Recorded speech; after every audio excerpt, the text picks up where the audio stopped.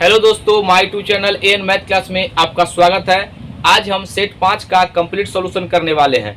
हम सेट 1 से लेकर के 4 तक का सॉल्यूशन करा चुके हैं। अगर आप नहीं देखे हैं तो मेरे प्ले लिस्ट में जाइए और वहां 1 से लेकर 4 तक को देखिए, आपको बहुत कुछ वहां से भी सीखने को मिलेगा। आज हम सेट 5 का सॉल्यूशन करने वाले हैं। यहाँ पर देखिए, मैथ जो है प्रैक्टिस का चीज़ है। जितना ज़्यादा प्रैक्टिस कीजिएगा उतना ज़्यादा आपका नंबर बढ़ेगा। अभी वो समय नहीं है जो आप एक एक चीज़ को पढ़िएगा, तो इसलिए आप प्रयास कीजिए ज़्यादा से ज़्यादा हो सके तो हम प्रैक्टिस करें। तो आइए अब हम शुरू करते हैं। पहला सवाल, 1 से बड़ी विषम संख्या के वर्ग को 8 से विभाजित करने पर शेषफल क्या होगा। जब भी ऐसा सवाल आएगा तो आप क्या कीजिए, हमेशा ये जो है पहला सवाल है, ये विषम का है ना, 1 से बड़ी, तो 1 से बड़ी विषम संख्या कौन होगा, 3। और ये छोटा नंबर पे हमेशा छोटा नंबर को सेटिस्फाइड कराइए। तो कह रहा इसको जब आप विषम संख्या के वर्ग कीजिएगा तो इसका स्क्वायर करना होगा। वर्ग का मतलब क्या होता है, उसको उस नंबर को दोबारा गुना करना। तो कितना हो जाएगा, 9। और इसको 8 से भाग दीजिएगा तो इसका रिमाइंडर कितना आ जाएगा, 1, यानी सेटिस्फाइड हो रहा है। तो ये जो है कौन सा ऑप्शन होगा, इसका दूसरा नंबर जो है उत्तर हो जाएगा। हमेशा अब जब भी ऐसा सवाल देगा ना तो छोटा नंबर मानिएगा, छोटा नंबर। देखिए, जब छोटा नंबर पर सेटिस्फाइड हो जाएगा तो आगे जितना भी कोई विषम संख्या होगा उसको आप 8 से भाग दीजिएगा तो हमेशा शेषफल 1 ही आएगा। अब देख लीजिए, यहाँ पे 5 का स्क्वायर कीजिए, कितना होगा, 25। 25 को 8 से भाग दीजिए, देखिए 8 3 24, रिमाइंडर 1 आ रहा है ना। तो जब एक छोटा नंबर पर सेटिस्फाइड हो जाएगा तो बड़ा नंबर पर भी सेटिस्फाइड हो जाएगा। ये इसका ऑप्शन नंबर दूसरा। अगला सवाल, 0.235 के ऊपर रेकरिंग है। यहाँ पे पहले हम सवाल को लिखते हैं। ये दूसरा नंबर सवाल है, 0.235, इसके ऊपर इसको रेकरिंग या बार कहते हैं। इसको हम पॉइंट से भी दर्शाते हैं, ऐसे भी कहीं कहीं पर लिखा रहेगा 0.235। यहाँ पर एक बिंदु और एक बिंदु यहाँ पर, इसका मतलब यहाँ से लेकर के यहाँ पर एक लाइनिंग है, ठीक है ना। ये रिपीट कर रहा है, इसका मतलब क्या होता है, जो 235 बार बार आएगा। और इसको हम एक तरीके से ऐसे भी दिखाते हैं। यहाँ पर हम जो है रेकरिंग का कंप्लीट वीडियो बना चुके हैं इससे संबंधित। तो अगर आप नहीं देखे हैं तो जरूर देखिए, मेरे वीडियो में जरूर मिलेगा आपको।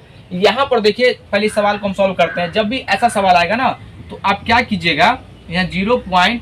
ये जो है यहाँ पर देखिए, सबसे पहले जो 235 लिखा है उसको लिख लीजिए यहाँ पे 235।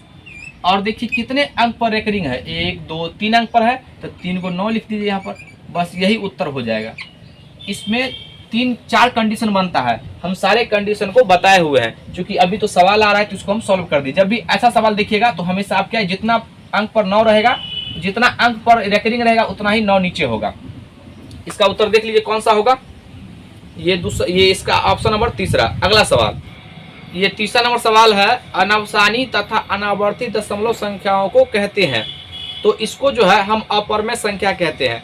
अगर यहीं पर अनवसानी आवर्ती लिखा जाता तो उसको हम परमेय संख्या कहते हैं। तो तीसरा नंबर का उत्तर क्या हो जाएगा, ये अनावर्ती कह दिया है इसलिए ये अपरमेय संख्या होगा। अनवसानी का मतलब होता है जो कभी न कटे। अनावर्ती का मतलब जो एक जो है पार्टिकुलर कंसेप्ट को फॉलो न करे, यानी कि जैसे मान कभी 2 आ गया, कभी 5 आ गया, कभी 7 आ गया, तो इस तरीके से रहेगा लिखा हुआ अनवसानी अनावर्ती। तो इसका उत्तर हो जाएगा तीसरा, अपरमेय संख्या।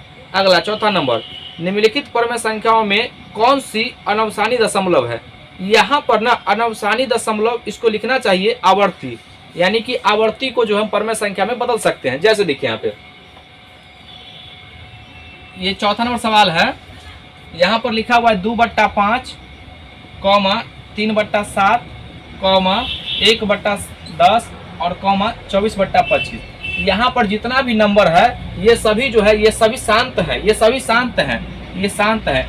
अनवसानी का मतलब होता है जो मतलब ये कभी न कटे, और आवर्ती का मतलब होता है जो मतलब कभी न कटे लेकिन एक पैटर्न को फॉलो करे, उसको हम परमेय संख्या में बदल सकते हैं। तो ये जो होता है इसको, ये जो आप देख रहे होंगे इसी को हम अनवसानी आवर्ती आवर्ती इसको लिखना चाहिए, नहीं लिखा है तो ये जो है इसको हम परमेय संख्या में बदल सकते हैं। ये परमेय संख्या में बदल सकते हैं।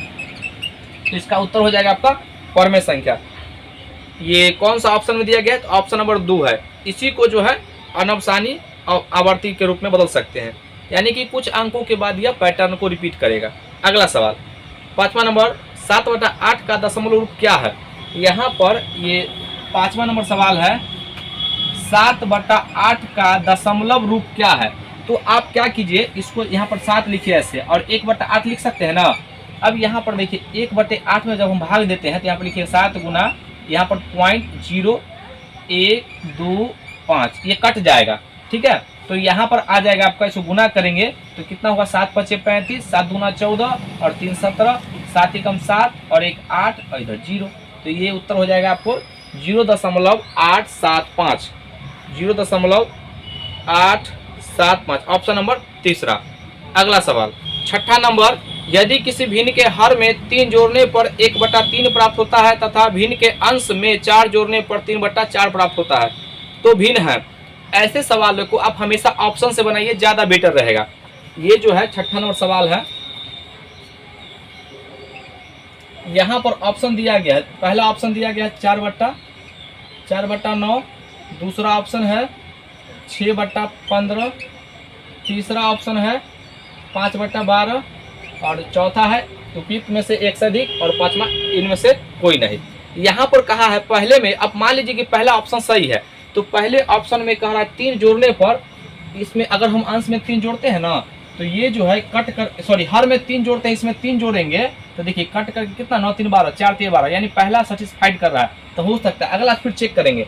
अब कह रहा है यदि अंश में 4 जोड़ दिया जाए तो 3/4 होना चाहिए। तो इसमें देखिए यहाँ पर इसमें हम अंश में 4 जोड़ेंगे तो 8/9 आ रहा है। क्या ये 3/4 आ रहा है? क्या 3/4 नहीं आ रहा है कट के? तो यानी कि ये ऑप्शन नहीं होगा। अगला देखिए, इसमें कह रहा है कि शुरू में आप जो हर में 3 जोड़िए, इसमें हम 3 जोड़ देते हैं तो कितना हो जाएगा 6/18, तो ये कट गया तो 1/3, ये पहला सेटिस्फाइड कर रहा है। फिर कह रहा है कि आप अंश में जो है 4 जोड़ दीजिए, तो अंश में यहाँ पे 6 + 4 अब बट्टा कितना 15, तो 10/15 काटिए, 5 दूना 10, 5 3 15, ये 3/4 नहीं मिल रहा है, इसका मतलब ये भी ऑप्शन नहीं होगा। अगला देखिए, इसमें जो है ये 5 है और इसमें कितना जोड़ना है 3 हर में, तो 3 जोड़ेंगे तो 12 और 3 कितना हो जाएगा 15, काटिए 1/3, ये पहला सेटिस्फाइड कर रहा है। अब दूसरा चेक करेंगे। दूसरा कह रहा है कि आप जो अंश में 4 जोड़ दीजिए, तो अंश में 4 जोड़ेंगे, 5 में 4 जोड़ेंगे कितना होगा 9, अब बट्टा ये हर 12 है, इसको काटिए, जो कॉमन है वो हटा दीजिए, तो 3 तिहाई 9 और 3 चौक 12। तो देखिए ये जो है इसमें कह रहा है कि लास्ट में भिन्न जो है 3/4 आना चाहिए, तो 3/4 भी आ गया और 1/3 भी आ गया, यानी दोनों चीज को ये सेटिस्फाइड कर गया है, तो हम कहेंगे यही उत्तर होगा, ऑप्शन नंबर तीसरा। अगला सवाल 7वां नंबर, संख्या 6.3 का भिन्नात्मक भाग बताइए। ये जो है ये 7वां नंबर सवाल है, संख्या 6.3 का भिन्नात्मक भाग। तो इसमें 2 प्रकार के नंबर होते हैं, एक होते हैं यहाँ पे पूर्णांक और एक होता है भिन्नांश। तो पूर्णांक 6 को कहेंगे और 0 पॉइंट जितना भी दशमलव वाला होगा उसको बोलते हैं भिन्नांश। तो ये आपका उत्तर हो जाएगा, यानी कि पूर्णांक को छोड़ करके। तो इसका ऑप्शन नंबर हो जाएगा आपका ये पहला। अगला सवाल 8वां नंबर, पहले हम सवाल को लिख लेते हैं। ये 8वां नंबर सवाल है, 161/160 और यहाँ पर 3201/3200 ये दिया गया है। सब ये कंडीशन में दिया गया, कौन बड़ा है कौन छोटा, ही बताना है कि बराबर है कि नहीं। तो सबसे पहले जब भी ऐसा सवाल आएगा बराबर आपको चेक करना है, कौन बड़ा है कौन छोटा है, तो इसको हर को समान करें, हर को समान कीजिए। तो यहाँ पर क्या है 3200 है, इसमें भी 3200 लाइए। देखिए 16 दूना 32, 2 से गुना करेंगे तो आ जाएगा ना, लेकिन 1 जीरो नहीं है तो 1 जीरो इसमें गुना करेंगे और इसमें भी 20 से गुना करेंगे। देखिए किसी भी भिन्न के अंश और हर में समान संख्या से गुना करते हैं तो भिन्न में कोई परिवर्तन नहीं होता है। तो यहाँ पे कितना हो जाएगा 2, 16 दूना 32, ये लास्ट में 0/16 दूना 32, डबल 0 और यहाँ पर 3201 और 3200। अब देख लीजिए कि जिसका हर समान हो जाएगा, अब जिसका अंश बड़ा होगा वही नंबर बड़ा होगा, तो ये बड़ा है इसलिए ये बड़ा हो जाएगा। देख लीजिए कौन से ऑप्शन में ये कंडीशन दिया गया है, तो ये पहला ही ऑप्शन है, तो आपका 8 का पहला ऑप्शन इसका हो जाएगा। अगला सवाल ये 9वां नंबर है, 0/x का योज्य प्रतिलोम। यहाँ पर ध्यान दीजिएगा, ये 9वां नंबर सवाल कहता है ये 0/x का योज्य प्रतिलोम। यहाँ पर जो है ये गलती दिया गया है, ये तो योज्य प्रतिलोम का मतलब क्या होता है, इसका उल्टा, इसमें माइनस वाला जोड़ दीजिएगा तो 0 मान होना चाहिए, तो ऐसे ही 0 हो रहा है, इसमें घटाइए कितना 0/x, तो ये मान 0 हो गया। तो इसका सिंपल सा इसका योज्य प्रतिलोम क्या हो जाएगा 0। देख लीजिए कौन सा ऑप्शन में है, ये ऑप्शन जो है तीसरा हो जाएगा।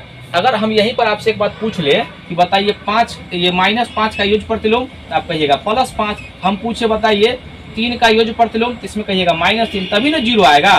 तो बस यही कह रहा है ये भी, ये भी यही कह रहा है, ठीक है। अगला सवाल 10वां नंबर, 25% का 25% बराबर होता है। ये 10वां नंबर सवाल है। 25%, ये 25% का मतलब गुना 25%। अब इसको सॉल्व करके लिखना है डेसिमल में, ये परसेंटेज में ही दिया गया है। 25% का 25% कितना है, तो यहाँ पर इसको तोड़िएगा तो कितना हो जाएगा, 25/100 गुना 25%, 25 चौका 100। अब ये पॉइंट में दिया गया तो भाग दे दीजिए, 4 छक 24, पॉइंट 4 गुना 8 4 5 20, यानी कि ये कौन सा ऑप्शन में है देख लीजिए, ऑप्शन नंबर दूसरा, क्योंकि ऑप्शन के अकॉर्डिंग भी आपको ध्यान देना होगा। अगला सवाल 11 नंबर, ए की आय बी की आय से 30% अधिक है, तो बी की आय ए की आय से कितना कम है। ये 11 नंबर सवाल है। यहाँ पर ए लिखिए और बी लिखिए। सवाल में कहा है ए की आय बी से, तो जिससे कहेगा उसको पहले लिख लीजिए। बी से कह रहा है 30% ज़्यादा है, तो ये 130 हो जाएगा। हम प्रतिशत बता चुके हैं, अगर आप नहीं देखे मेरा वीडियो तो जरूर देखिए। 30% ज़्यादा है। उसके बाद कह रहा है कि बी की आय ए से कितना कम है, तो बी की आय कह रहा है ए से, तो तुलना यहाँ पर ध्यान दीजिए, ए से कहा है तो ए बट्टा में आएगा, कितना कम है तो 30, या 30 बट्टा ए से कहा है तो ए का तुलना करेंगे। अब परसेंटेज में बदलना है तो 100 से मल्टीप्लाई, 0 से 0 यहाँ पर हो जाएगा 300/13, 13 दूना 26, और यहाँ पे कितना आ जाएगा 4, 13 तिया 39, 1/13%। ये उत्तर हो जाएगा 23 सही, 1/13%। ऑप्शन नंबर तीसरा। 12 नंबर सवाल, 100 के 2% तथा 2 का 100% में अंतर। ये 12 नंबर सवाल है। 100 का 2% गुना 2, अब प्रतिशत हटेगा तो नीचे 100 और माइनस अंतर कर लेते हैं, और 2 का 100% हटेगा तो नीचे 100। अब देखिए 2 0 से 2 0 कट गया, यहाँ पर 2, ये माइनस, ये सही कट गया 2, यानी दोनों का अंतर क्या आ गया 0। इसका ऑप्शन नंबर हो जाएगा पहला। अगला सवाल, किसी भिन्न के अंश में 350% तथा हर में 300% वृद्धि करने पर नया भिन्न जो है 9/22 हो, तो मूल भिन्न बताइए। हम आपको कितना बार बताए हैं, जब भी ऐसा सवाल आएगा तो आप क्या कीजिए, ये जो है आपको 13 नंबर सवाल है, यहाँ पर जब भी ऐसा सवाल आएगा तो लास्ट में क्या दिया है 9/22, उल्टा कीजिए, हमेशा उल्टा। अब आपको प्रैक्टिस भी हो गया होगा। तो अंश में कहेगा तो हर में कर देंगे, हर में कहेगा तो अंश में। तो यहाँ पर ध्यान से देखिएगा, ये कितना कर रहा है, अंश में 350, तो 100 जोड़ेंगे तो कितना हुआ 400%, 450, ये अंश वाला हर में और हर वाला अंश में, तो कितना हो जाएगा, यहाँ पे इसमें 100 से वृद्धि हो रहा है, यहाँ पे कितना 400, प्रतिशत तो कट ही जाना है दोनों को, इसलिए हम नहीं लिखे हैं। अब यहाँ पे इसे काटिए, 0 से 0, 5 9 45, सॉरी 9 5 45, 5 8 40, और यहाँ पे काटिए 2 से, तो 11, और ये कट गया 4, यानी कि उत्तर आ गया 4/11। ये इसका उत्तर हो जाएगा। देख लीजिए, मूल भिन्न जो है यही होगा 4/11। तीसरा नंबर ऑप्शन हो गया। अगला सवाल, ये 14 नंबर है। साधारण ब्याज से 2500 रुपये का 1/2 वर्ष में मूलधन जो है 2875 रुपया हो जाता है, तो ब्याज की दर बताइए। ये तो सिंपल है। ये 14 नंबर सवाल है। यहाँ पर जो है मूलधन दिया गया है, मूलधन है यहाँ पर दिया गया 2500, और समय दिया गया यहाँ पर टाइम जो है 1/2, तो इसको हम लिख देंगे कितना, 2 × 2 = 3, 3/2 वर्ष। और यहाँ पर मूलधन दिया गया है अमाउंट कितना 2875, इतना रुपया दिया गया। तो आप क्या कीजिए, मूलधन में से प्रिंसिपल घटाइएगा तो इसका जो ब्याज आ जाएगा एसआई कितना हो जाएगा बताइए, घटा करके 25 और 3 28, 375 रुपये, ये इसका ब्याज आ गया। अब हम फार्मूला सिंपल लगाएंगे, ये क्या निकालना है, रेट निकालना है। तो रेट बराबर क्या होता है, SI × 100/P × T। यहाँ पर SI कितना 375 गुना 100, P कितना है 2500, और समय कितना है 3/2। तो 3/2 देखिए यहाँ पर, ये 2 पर पलट जाएगा तो डायरेक्ट हम लिख देते हैं यहाँ पर देखिए 7 5 12 3 15, 3 से कटेगा तो कटिए 3 × 3, 3 × 6, 3 5 15, 2 0 से 2 0 कट गई, ये 25 से 25 5 125, और 5 दूना 10, तो इसका उत्तर हो जाएगा आपका 10%। देख लीजिए कौन सा ऑप्शन में है, ऑप्शन नंबर पहला। अगला सवाल, ये 15 नंबर, यदि 9% ब्याज की दर पर किसी मूलधन का 8 वर्षों का ब्याज 4 वर्षों के ब्याज से 288 रुपया अधिक है तो मूलधन ज्ञात कीजिए। यहाँ पर ये देखिए 15 नंबर सवाल है, ये 15 नंबर सवाल है। कह रहा दोनों के लिए जो है ये रेट जो समान है, रेट जो है 9% दिया गया है लेकिन टाइम अलग अलग दिया गया है। टाइम इसका T1 मान लेते हैं, ये 8 वर्ष और दूसरे का जो है समय T2 4 वर्ष। यहाँ पर कह रहा है दोनों का जो ब्याज जो है ना, इसका समय ज़्यादा है तो इसका स्वाभाविक बात है कि ज़्यादा ब्याज आएगा इसका। तो यहाँ पर इसको रेट को हम जब भी समय से गुना करते हैं तो ब्याज आता है, तो इसका ब्याज कितना हो जाएगा 9×8 72% ब्याज, और इसके रेट को इससे गुना करेंगे कितना आ जाएगा 9×4 36 यानी 36%। तो कितना का डिफरेंस आ रहा है परसेंटेज में, तो यहाँ पर 36%। तो 36% का यहाँ पर दिया गया वैल्यू 288 रुपये तुलना करने के लिए। तो 1% का मान निकालेंगे यहाँ पर, 1% कितना हो जाए 288/36, लेकिन हम मूलधन जो होता है हमेशा 100% होता है, तो 100 से जब गुना करेंगे तब ना 100% हो जाएगा, और इधर से गुना करेंगे 100। देखिए 8 8 16 17 18 9 से कटेगा तो 9×4 36 और 9×3 27 और 9×2 18, फिर काटिए 4 से 4 8 32। अब यहाँ कितना आ गया, ये 100 को 8 से गुना करेंगे तो 800, ये इसका मूलधन जो है 800 रुपया होगा। ये देख लीजिए ऑप्शन नंबर दूसरा।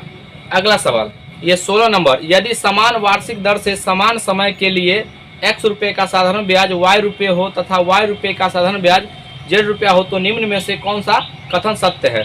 ये 16 नंबर सवाल है।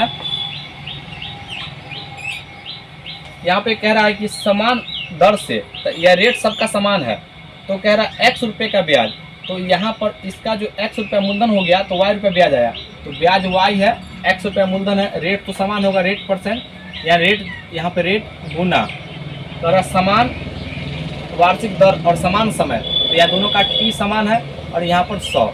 दूसरा देखिए यहाँ पर कह रहा है, अगला आगे पढ़िए, कह रहा है y रुपये का, तो अब मूलधन जो है y रुपया हो गया और z ब्याज कितना गया z, तो y गुना r गुना T/100। अब क्या की जब भी कर रहा है इसका कथन पूछेगा ना, तो अब क्या कीजिए इसको भाग दे दीजिए, तो भाग दीजिएगा ना इसको, तो देखिए 100 से 100 कट जाएगा और ये r और t और ये r और t कट जाएगा, तो क्या बचा यहाँ पर y/z बराबर x/y, क्रॉस गुना करेंगे तो y² बराबर xz, ये उत्तर हो जाएगा। देख लीजिए कौन सा ऑप्शन में है, y² बराबर zx, ये आपका ऑप्शन नंबर तीसरा। अगला सवाल 17 नंबर, किसी धन का साधारण ब्याज से 3 वर्षों में मिश्र धन 850 रुपया हो जाता है जबकि 4 वर्षों में मिश्र धन 925 रुपया हो जाता है तो मूलधन है। ये 17 नंबर सवाल है। यहाँ पर कहा है कि साधारण ब्याज 3 वर्ष में, यहाँ पर आप लिखिए 3 वर्ष, समय लिखिए 3 वर्ष में ये जो है मिश्र धन कितना हो गया 850 रुपया, और यहाँ पर कहा 4 वर्ष में मिश्र धन 925 रुपया हो जाता है। हम ऐसा सवाल कितना बार न करवाए हैं आपको। देखिए यहाँ पे तो दोनों का आप डिफरेंस लीजिए, समय का जब डिफरेंस लीजिएगा तो ये 1 वर्ष का ऐसा ही आता है, समय का जो भी डिफरेंस आएगा वो ब्याज आएगा, और उसको घटा लीजिए तो कितना आ जाएगा यहाँ पे 50 यानी 900 और 900 यानी कि 75 रुपया आएगा। 75 रुपया क्या आ गया, ये ब्याज आ गया। तो पूछा है हमसे इसका मूलधन बताइए, या तो आप 4 वर्ष का ब्याज निकाल के इसमें से घटा लीजिए या 3 वर्ष का ब्याज निकाल करके इसमें से घटा लीजिए। चूंकि मिश्रधन दिया गया है तो इसमें से हम 3 वर्ष का निकाल लेते हैं, इधर भी 3 से गुना कर दीजिए तो कितना हो जाएगा 5 3 15 7 21 1 22, यानी कि 225 रुपया ब्याज आ गया 3 वर्ष में। यहाँ पे मिश्रधन कितना है 850 रुपया, तो मिश्रधन में से ब्याज घटाइएगा तो मूलधन आएगा ना, तो मूलधन बराबर ये 850 मिश्रधन माइनस ब्याज 225, तो कितना आ जाएगा घट के यहाँ पे ये 625 रुपया आ जाएगा, 625, ये मूलधन हो गया। देख लीजिए कौन सा ऑप्शन में 625, ये ऑप्शन नंबर दूसरा। अगला सवाल ये 18 नंबर है, किसी धन पर 12% की दर से 2 वर्ष के चक्रवृद्धि ब्याज एवं सरल ब्याज में 288 रुपया का अंतर है तो धन है, यानी मूलधन पूछा गया है। तो जब भी ऐसा सवाल आएगा तो आप प्रोसेस से बनाइएगा तो वही उत्तर आएगा, ठीक है ना। तो इसका जो है प्रोसेस से ही आया है, इसके लिए फॉर्मूला लिखिएगा CI माइनस SI बराबर P इंटू R/100। इसके पावर जो है 2 होगा। क्यों? ये 2 वर्ष के लिए सत्य है, ठीक है। तो ये दोनों का अंतर दिया गया है 288 बराबर पी हमको निकालना है। आर यहाँ पर दिया गया 12%, तो 12 अब बटा 100 और समय 2 वर्ष के लिए है। 4 दूना 4 तिहाई 12 और 25 चौका 100, 4 से काटे हैं तो देखिए 3 का स्क्वायर 9, अब 625 हो जाएगा। तो यहाँ पर हम एक बार लिख लेते हैं 288 बराबर पी गुना 3 तिहाई 9 और यहाँ पर 25 गुना 25 लिख लेते हैं 2 बार। अब देखिए यहाँ पर 9 से काटिएगा, 8 8 16 7 18, 9 से कटेगा तो कितना हो जाएगा 9 तिया 27 और 9 दूना 18। अब यहाँ पर इसको क्रॉस गुना कर दीजिए तो यहाँ पर 32 गुना ये कितना हो जाएगा 25 गुना 25 बराबर पी। अब यहाँ पर देखिए ये इसमें कितना है 5, 2 को 5 है 5 25 5 25। अब 32 में देखिए 16 यानी 2 के पावर 5 होता है, यानी जोड़ा पुर जाएगा। जहाँ पर 2 और 5 मिलेगा ना वहाँ पर 1 और 10 का निर्माण होता है। तो इसका उत्तर हो जाएगा 2 और 4 को 0, ये इसका उत्तर हो जाएगा। आप कहिएगा सर ये तो बड़ा ट्रिक, वो कैसे आप निकाल दिए, गुना करके याद रखें? नहीं, हम याद नहीं रखें। यहाँ पर देखिए 32 को तोड़िएगा 2 यानी कि लिखिएगा 2 गुना 2 गुना 2 गुना 2, 32 हो गया। और यहाँ पर 5 गुना 5 गुना 5 गुना 5, देखिए 10 10 10 10, 4 को 0 और 2 बच गया तो गुना कर दी, तो यही उत्तर आ गया। तो इसका देख लीजिए कौन सा ऑप्शन में है 20,000, ऑप्शन नंबर तीसरा। अगला सवाल 19 नंबर, यदि वार्षिक चक्रवृद्धि ब्याज दर 10% है तो 2 वर्षों की समतुल्य ब्याज दर क्या होगा? यानी कि पूछा गया हमसे कि 2 वर्षों के लिए एक ऐसा ब्याज दर बताइए जो हमको 2 वर्ष न निकालना पड़े, उसके बराबर में आ जाए। आप 2 वर्ष निकालिएगा 10% है तो दोनों का उत्तर समान आना चाहिए। तो ये जो है आपका 19 नंबर सवाल है। तो यहाँ पर इसके लिए आपको ये फार्मूला बताए थे a plus B plus a गुना बी बटा 100। ये जो होता है ना बढ़ के मान आता है, बढ़ के। तो जब भी ऐसा सवाल आएगा तो देखिए यहाँ पर 10% प्लस 10 लास्ट में प्रतिशत लगा देंगे, ये वृद्धि होके आता है, ठीक है। यहाँ पर 10 गुना 10 बटा 100, ये देखिए 2 0 से 2 0 कट गया और 20 और 21 यानी 21% हो जाएगा ये इसका उत्तर 21%। ये कौन सा ऑप्शन में 21%? ये ऑप्शन नंबर तीसरा। अगला सवाल 20 नंबर, वह छोटी से छोटी संख्या ज्ञात कीजिए जिसको 192 में गुना करने से गुणनफल पूर्ण वर्ग बन जाता है। ये 20 नंबर सवाल है। तो जब भी ऐसा सवाल आएगा ना तो आप जो है 192 का फैक्टर कीजिएगा, प्राइम फैक्टर। तो 2 से लगाइएगा कितना हो जाएगा 2 9 18 और 2 6 12, 2 से लगाइएगा तो कितना 4 दूना 48 हो जाएगा, 48 दूना 96 होता है। ये 24 12 6 3 और 3 से इसको 1 आ गया, 1 आएगा तो छोड़ देंगे। अब देखेंगे यहाँ पर पहले जोड़ा लगाइए, तो ये दोनों का जोड़ा मिल गया है, इसका भी जोड़ा इसका भी जोड़ा। किसका जोड़ा नहीं मिल रहा है 3 का ना, तो एक 3 से मल्टीप्लाई करना पड़ेगा। तो यहाँ पर एक 3 से, यहाँ पर उत्तर क्या दिया गया है कौन सा, ये 3 के रूप में किससे गुना करना है छोटी संख्या, तो वह 3 है। इसका ऑप्शन नंबर दूसरा हो जाएगा। अगला सवाल 21 नंबर, त्रिभुज ABC में कोण BAC बराबर 60 डिग्री है और O त्रिभुज ABC के अंदर एक बिंदु है। यदि कोण OBC कोण OBA का दोगुना और कोण OCB कोण OCA का दोगुना है तो कोण BOC की माप बताइए। देखिए ये जो है ये 21 नंबर सवाल, पहले तो हम एक त्रिभुज बनाते हैं।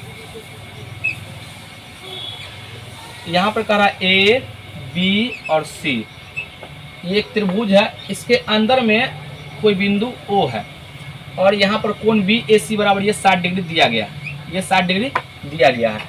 अब यहाँ पर कह रहा है OCB, O यानी कि सवाल में कहा है OBC, ये जो है इसको मिलाते हैं। ये OBC कोण, ये जो कोण होगा ना ये OBC कोण, ये OBA का दोगुना है। अगर हम इसको x मानते हैं तो ये 2x हो जाएगा।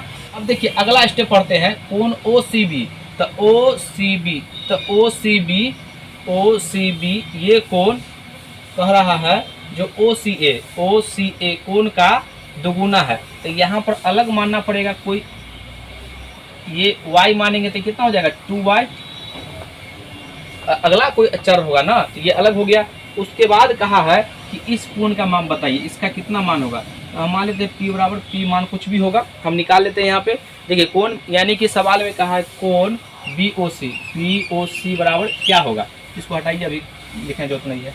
अब देखिए यहाँ पर सबसे पहले देखिए, अब इसको जोड़िएगा तो एंगल पूरा कितना हो जाएगा 3x, और ये भी 3x 3y और ये 60। तो एक त्रिभुज में तीनों अंतःकोणों का ये कितना होता है 180 डिग्री। तो यहाँ पर हम लिखेंगे 3x प्लस ये 3y प्लस 60 डिग्री बराबर 180 डिग्री। अब ये 60 को इधर ले जाइए तो घटेगा, तो कितना आ जाएगा इसमें से 120, और इसमें से 3 कॉमन डायरेक्ट हम लिखते हैं, तो x प्लस y बराबर 120 डिग्री, और यहाँ 3 से काटिए, 3 चौका 12 यानी 40। तो x प्लस y का मान कितना आ गया 40 डिग्री, x प्लस y का मान आ गया 40 डिग्री। अब देखिए यहाँ पर कहा ये इस कोण का मान, तो अब हम इस ये एंगल यानी त्रिभुज लिखते हैं, त्रिभुज BOC में देखिए यहाँ पर BOC में तो कोण इसका देखिए 2x प्लस 2y प्लस कोण जो देख रहे हैं यहाँ पर लिखते हैं BOC बराबर 180 डिग्री होगा। तो यहाँ पर देखिए x प्लस y का मान 40 है, तो इसमें से दोनों में से 2 कॉमन लेंगे ना, तो 2x प्लस y और प्लस कोण BOC बराबर 180 डिग्री। तो यहाँ पर मान रखेंगे कितना 40, तो 2 गुना 40 डिग्री और प्लस कोण BOC बराबर 180 डिग्री। यहाँ पर इसको गुना करेंगे कितना हो जाएगा 80 डिग्री, इसको हम इधर लिखते हैं, और ये जो है 80 डिग्री 180 में से घट जाएगा।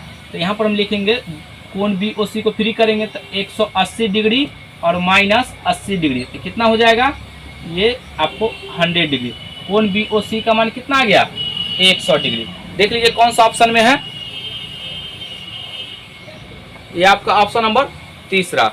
अगला सवाल 25 नंबर, दिया गया है कि त्रिभुज ABC समरूप त्रिभुज DEF यदि BC बराबर 12.5 सेंटीमीटर और EF बराबर 10 सेंटीमीटर है तो त्रिभुज ABC और त्रिभुज DEF के क्षेत्रफल का अनुपात ज्ञात कीजिए। ये बहुत अच्छा सवाल है, और ये सवाल जो है आपको 100% आएगा। ये 25 नंबर सवाल, पहले तो हम लिखते हैं यहाँ पर त्रिभुज ABC और ये समरूप त्रिभुज है त्रिभुज DE और F, ये दिया गया है। उसके बाद यहाँ पर कहा है जो ये देखिए यहाँ पर ये 12 BC बराबर जो है 12.5 सेंटीमीटर है और EF जो है 10 सेंटीमीटर है, और ये दोनों का हमको एरिया पूछा है, एरिया ऑफ त्रिभुज ABC अब बटा एरिया ऑफ त्रिभुज DEF। यहाँ पर एक बात ध्यान दीजिएगा, ये जब भी समरूप हो जाएगा तो इसके संगत अनुपात बराबर होते हैं। संगत अनुपात कह रहे हैं क्यों, क्योंकि समरूप है, ठीक है ना। तो संगत अनुपात बराबर होगा, तो याद रखिएगा एक बार यानी जब भी इसका क्षेत्रफल कहेगा तो इसके भुजाओं का ये संगत अनुपात का स्क्वायर होता है, भुजा इसका क्षेत्रफल त्रिभुज का क्षेत्रफल इसके अनुपात के रूप में। अगर हमसे परिमाप पूछेगा तो सिर्फ भुजा का अनुपात निकाल देंगे। तो यहाँ पर क्षेत्रफल पूछा है तो याद रखिएगा संगत अनुपात यानी AB बट्टा DE का स्क्वायर कोई भी एगो दे देगा, या BC बट्टा EF का स्क्वायर, या AC बट्टा DF का स्क्वायर, यानी कि कोई भी दो भुजा संगत दे देगा, इसका स्क्वायर कर देंगे क्षेत्रफल का अनुपात आ जाए। लेकिन सवाल में कहा BC और इसके संगत है EF, तो इसका स्क्वायर कर देंगे 12.5 अब बट्टा 10 ये सेंटीमीटर अनुपात में तो कट ही जाता है, और इसका स्क्वायर ये दशमलव काटेंगे तो 0 होगा, 25 चौका 100, 25 पंचे 125। अब देखिए 4/5 आया, कितना आया 5/4 आया है, 5/4 इसका स्क्वायर कर दीजिए तो कितना हो जाएगा 25 अब बट्टा 4 चौका 16। ये अनुपात में लिखिएगा तो 25:16 ये उत्तर हो जाएगा। अगर आप बताइए यहीं पर आपको परिमाप पूछ देता तो क्या होता, परिमाप पूछता पेरीमीटर पूछेगा ना, तो यहाँ पर कुछ नहीं करना, सिंपल सा अनुपात निकाल देना है, यानी कि 12.5 अनुपात 10, ये अनुपात यहाँ पर 0, 25 पंचे 125, 25 चौका 100, यानी कि ये 5:4 ये क्या आ गया परिमाप आ गया त्रिभुज का, परिमाप का अनुपात आ गया। अगर क्षेत्रफल का था तो 25:16 ये इसका उत्तर हो जाएगा। तो देख लीजिए कौन सा ऑप्शन में है, ये 25:16 ये तीसरा नंबर ऑप्शन। अगला सवाल ये 26 नंबर पी क्यू एक वृत्त का व्यास है जिसका केंद्र O है। यदि कोई बिंदु R वृत्त पर स्थित है और कोण RPO 39 डिग्री है तो कोण RQP का मान क्या होगा। ये 26 नंबर सवाल है। पहले तो हम यहाँ पर एक वृत्त बनाते हैं, एक वृत्त है, उसके बाद कहा कि यहाँ पर जो है वृत्त का व्यास है, तो वृत्त का व्यास यानी जो केंद्र से गुजरता है सबसे बड़का व्यास होता है, यानी वृत्त के जीवा जो है वृत्त के यानी केंद्र से गुजरेगा वो वृत्त के सबसे बड़ी जीवा को हम व्यास बोलते हैं। तो ये पी क्यू है, पी क्यू और बीच में केंद्र है जो O है। अब यहाँ पर वृत्त पर कोई बिंदु जो है R है, कहीं पर R है, ले लेते हैं यहीं पर R। कहा है कि जो R ये RPO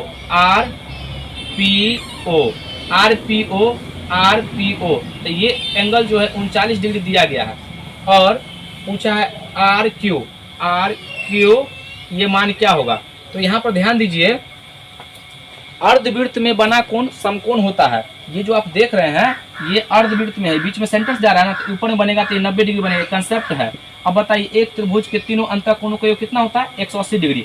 तो 180 में से 90 और 39 घटा लीजिएगा, 180 डिग्री माइनस कितना 90 प्लस 39, तो घटाने के बाद कितना आएगा, ये डिग्री है, घटाने के बाद जो है आपका आ जाएगा कितना, ये 90 और 90 में से ये 39 जाएगा तो 40 50 51 डिग्री इसका उत्तर हो जाएगा।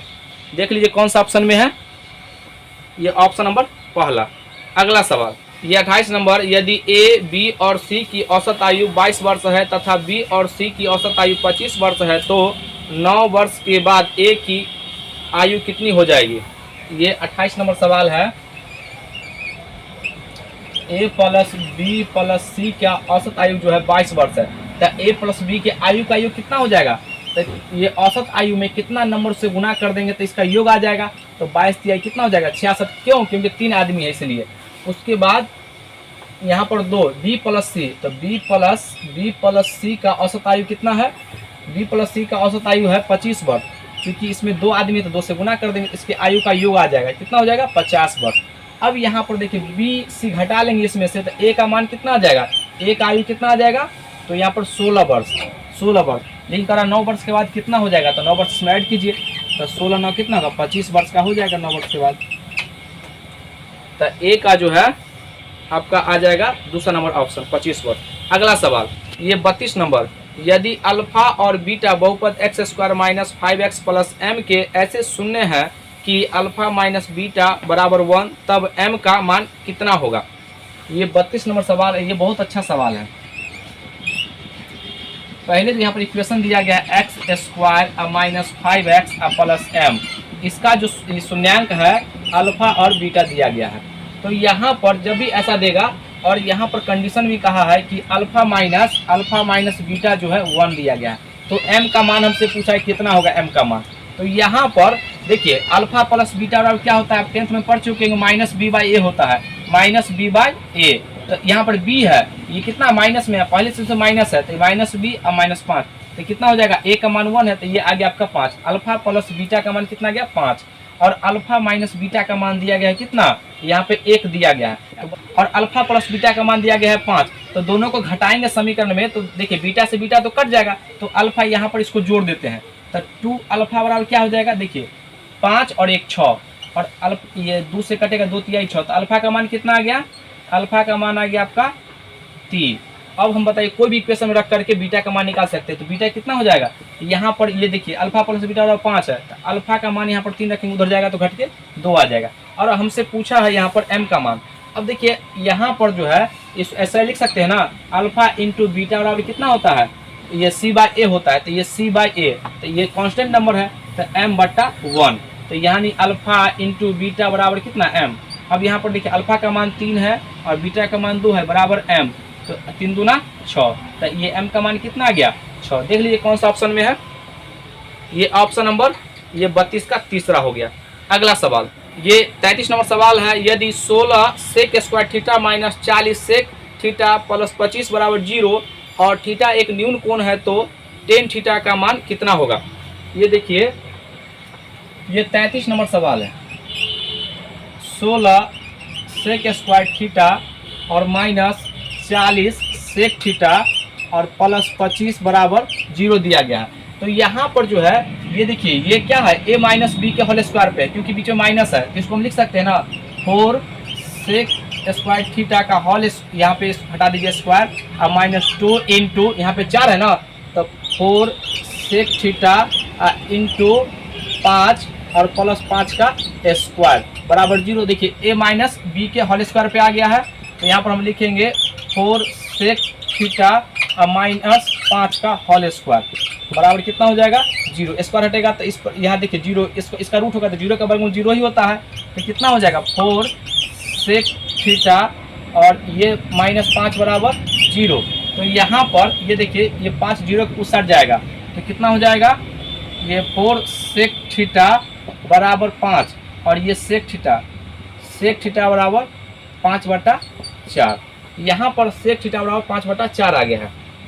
हमसे पूछा है टेन थीटा का मान क्या होगा, तो यहाँ पर ये देखिए समकोण त्रिभुज हमें ये सेक थीटा बराबर क्या होता है, ये कॉस का उल्टा होता है, तो सेक थीटा बराबर होता है ये कर्ण बटा आधार, तो इसका कर्ण कितना होगा 5, आधार कितना हो गया 4, तो इसका देखिए इसमें कर्ण दिया गया आधार दिया गया, तो हम कितना निकालेंगे 25 का स्क्वायर माइनस 16 का स्क्वायर का वर्गमूल निकालेंगे, तो ये हो जाएगा आपका 3। और टेन थीटा बराबर क्या होता है, टेन थीटा बराबर होता है यहाँ पर लंब बटा आधार, तो 3/4, ये इसका उत्तर हो जाएगा।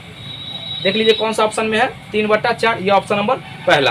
अगला सवाल ये 34 नंबर, यदि साइन a प्लस बी बराबर √3/2 और कॉस a माइनस बी बराबर √3/2 तो a प्लस बी का संभावित मान कितना होगा। तो या तो आप इसको ऑप्शन से बना सकते हैं या बेसिक से बना सकते हैं। ये 34 नंबर सवाल है, यहाँ पर हम साइन a प्लस बी बराबर √3/2 और यहाँ पर दिया गया है कॉस a माइनस बी √3/2।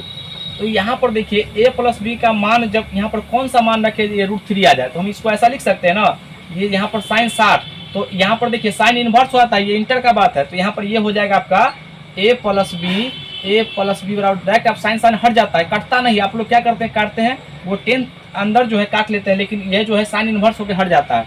तो a प्लस बी यानी कि दोनों का किस मान के लिए √3 होगा, तो यहाँ पर हो जाएगा 60 डिग्री, और यहाँ पर देखिए ये जो होगा किस मान के लिए दोनों का, तो कॉस जो है ये √3/2 कब होता है, तो साइन यानी कि साइन का उल्टा होता है कॉस, और कॉस का उल्टा उसका मान जो होता है साइन, तो यहाँ पर कॉस a माइनस बी का जो मान होगा ये 30 डिग्री के लिए होगा। ये 30 डिग्री जब हम मान रखते हैं दोनों का, यहाँ पर 30 डिग्री रखेंगे तो ये √3/2 होगा। अब घटा लीजिए समीकरण आ गया, तो यहाँ पर जोड़ेंगे, यहाँ पर इसको जोड़ते हैं तो माइनस माइनस कट जाता है, तो 2a बराबर क्या आ जाएगा ये 90 और a बराबर कितना 45 डिग्री, और यहाँ पर जब a का मान आ गया 45 डिग्री, अब दोनों मिलाकर के 60 है, तो b का मान कितना हो गया 15 डिग्री। अब देख लीजिए कौन सा ऑप्शन में है, ये 45 और b का मान 15 डिग्री, तो ये आपका ऑप्शन नंबर कितना आ गया, ये ऑप्शन नंबर आपका तीसरा आ गया। आप ऑप्शन से भी पुट कर सकते थे, ये लास्ट ये जो आप देख रहे हैं यही ऑप्शन होता है, क्योंकि ये जो है 45 और 15 जो है ये दोनों मिला के 60 और अंतर करने पर कितना रहा 30, तो यही मान संभव होगा, तो ये ऑप्शन से था। आज का वीडियो कैसा लगा, अगर वीडियो अच्छा लगे तो इसको लाइक कीजिए, सब्सक्राइब कीजिए, शेयर जरूर कीजिए, साथ ही साथ कमेंट तो करना ही करना है। आज के लिए तक जय हिंद जय भारत।